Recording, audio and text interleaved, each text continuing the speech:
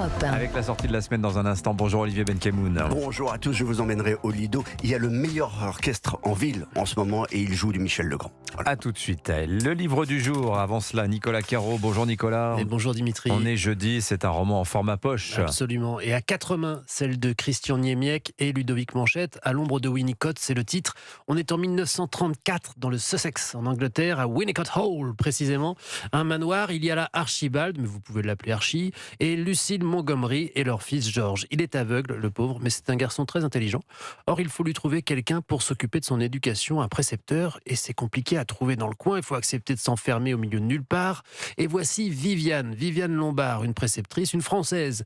Elle n'a pas sa langue dans la poche, elle dit ce qu'elle pense au moment où elle le pense, ce qui choque d'entrée Mr. Talbot, le majordome, et qui étonne Lucille, qui se dit que, je cite, « Cette Française mal embouchée, cette Française en somme, est-elle décidément étonnante ?» Bim. Enfin, étonnante, c'est vrai, parce que même si elle est venue jusque-là, elle demande à rencontrer l'enfant avant d'accepter le poste. Elle renverse l'entretien d'embauche. En 34, dans le Sussex, Lucille est un peu choquée, mais elle a absolument besoin de quelqu'un, donc elle tord ses lèvres et elle ne dit rien pour l'instant. Alors j'imagine qu'elle finit par accepter le poste. Et oui, sinon il n'y aura pas de roman. Mais oui. Elle rencontre Georges la page d'après et ça se passe admirablement. Il est très touchant, pas dans l'apitoiement, un léger humour anglais. Bon, il n'est pas très en forme quand elle lui serre la main, elle sent sa peau glacée, mais donc elle prend le poste et il lui faut se faire à la vie maintenant de Winnicott Hall. Et on la suit, mais vous vous en doutiez aussi, je parie. Manoir, Angleterre, porte qui grince, les fantômes rappliquent bientôt, enfin les fantômes.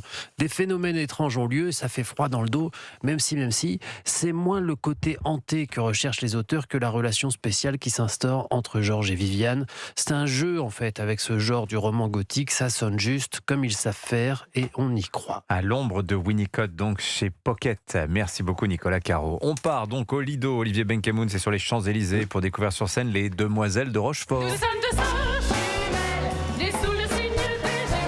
Il suffit de trois notes pour être replongé dans le chef-d'œuvre de Jacques Demy avec ses couleurs acidulées, ses sœurs jumelles, ses forains, ses marins et leurs rêves d'amour. Et puis il y a la musique signée de Michel Legrand, jouée par un big band de 14 musiciens et chantée en live. C'est pas comme dans le film où c'était du playback, tout le monde le sait. Vous savez que dans le film, c'était pas Catherine Deneuve et dans les actes, c'était des voix doublées qui étaient travaillées. Donc il me fallait trouver des chanteuses lyriques, ne pas prendre des gens de variété qui chantent bien. La difficulté de la partition, c'est que c'est inchantable. Voilà, il le sait, Jean-Luc Chopin, que si c'est difficile de chanter du Legrand, il est le directeur artistique du Lido, et il a déjà adapté au théâtre Les Parapluies de Cherbourg et Peau d'âme. Et pour monter Les Demoiselles de Rochefort, la promesse était de ne pas changer une ligne de texte. Restait à trouver comment reproduire sur une scène, sans le trahir, la magie de ce monument du cinéma. Faire en sorte qu'on puisse être à la fois sur la place à Rochefort et dans une salle de théâtre. C'est pas comme dans le film, je peux pas aller dans la galerie de Guillaume l'Ancien, je peux pas aller à l'école chercher Boubou. Donc la scène du Lido s'y prêtait merveilleusement puisque c'est une scène qui avance. Ça bouge comme une caméra qui tourne. Je l'ai cherché partout, j'ai fait le tour. Ah, c'est la chanson de Maxence, là. Évidemment, on retrouve tous les personnages. Hein. Ouais, Étienne, Simon Dame, Henri Miller, les sœurs Garnier, bien sûr. Sur scène, il y a 22 chanteurs, comédiens et danseurs. Tous les artistes sont passés par les grandes scènes et maisons d'opéra. Il fallait au moins ça pour rendre hommage à une œuvre qui a près de 60 ans. Bien sûr que restera gravé les visages de Catherine Deneuve, de François d'Orléac. Nos jeunes filles ne peuvent pas se substituer, mais ce qu'elles apportent à travers la danse, ce qu'elles apportent à travers la qualité de leur voix, leur jeunesse, cette nostalgie, cette beauté, on est quand même dans quelque chose de magique.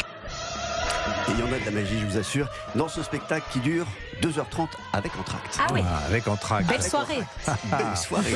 Les Demoiselles de Rochefort au Lido à Paris est prolongé jusqu'au mois de juillet, tellement ça marche. C'est Je plein crois que tout c'est le pas temps. sur le site internet encore, mais c'est une information européenne. Et oui, vous avez bien fait de la signaler. Merci beaucoup Olivier Benkemoun.